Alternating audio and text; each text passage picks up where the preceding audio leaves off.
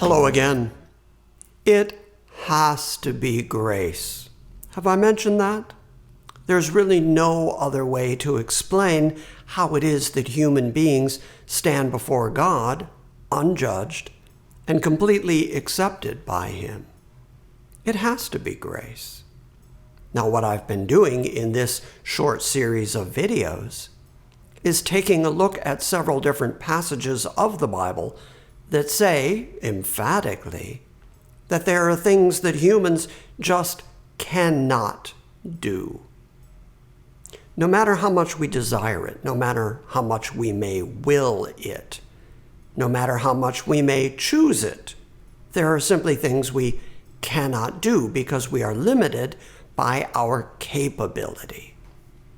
The example that I use most often in order to demonstrate that is to say that I may desire, I may will, I may be deciding for myself that I am going to be King of England. But I can't, because my will is limited by my capability. I was born into the wrong lineage, the wrong family line, and therefore I cannot be King of England. And if I convince myself that I am King of England, then they're going to put me in a padded room somewhere. Because there are simply things that we cannot do by our flesh. Well, today we're going to take a look at Paul's writing because he too speaks a lot about human incapability. Today's passage comes from 1 Corinthians chapter 2, and we'll begin reading at verse 12. Paul says, "Now we have not received the Spirit of the world, but the Spirit who is from God, so that we may know the things freely given to us by God." The Apostle Paul just differentiated between two spirits, the spirit of the world and the Spirit of God. The spirit of the world you get instantaneously by virtue of the fact that you're here in the world. And so you understand the world. You have the world view of the world. You have that natural inclination to be like the world, to be prideful, to be arrogant, to look down on other people, to lie, to amass as many riches to yourself as you possibly can, and not to love your brother the way you love yourself. That is the world spirit. But then you also need to get the God spirit, and the only place you get the God spirit is from God. That's why previously I said it's so important that you be regenerated, that you be born from above. Because without the Spirit of God, you couldn't even understand or discern the things of God. In order for God to give you the gifts that He has planned for you, He first has to give you His Spirit so that you can recognize and understand those gifts. Let's keep reading. "We also speak these things, not in words taught by human wisdom, but in those words taught by the Spirit, combining spiritual thoughts with spiritual words. But the natural person does not accept the things of God, for they are foolishness to him, and he cannot understand them because they are spiritually discerned."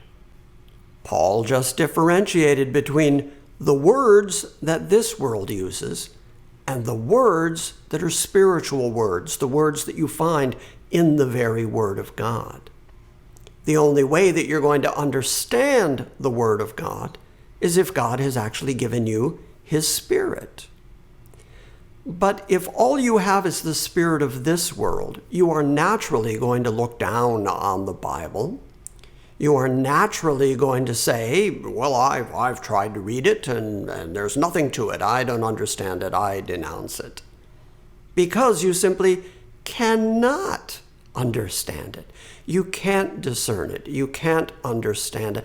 I've had that experience myself, and I expect that you have too. In my younger days, I attempted to read the Bible for myself.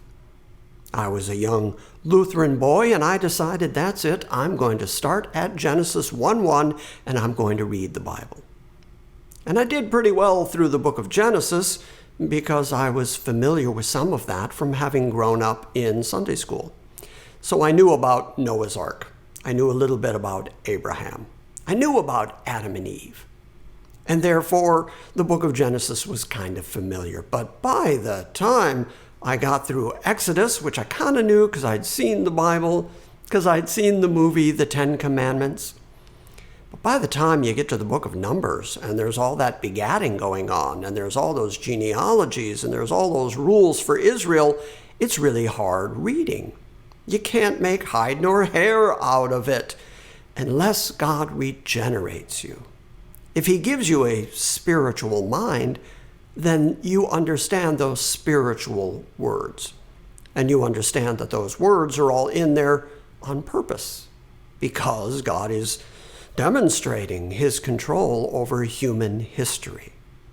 So you understand that he is a sovereign God. Now, what's the point of this short video? It is that there are certain things that human beings after the flesh just cannot do. If all you have is the spirit of this world, you cannot understand the things of God. He has to open your eyes, open your ears, take out your stony heart, give you a heart of flesh. He has to regenerate you in order for you to understand the words that God has said. And that's what the Apostle Paul tells us even as he is writing the words of God.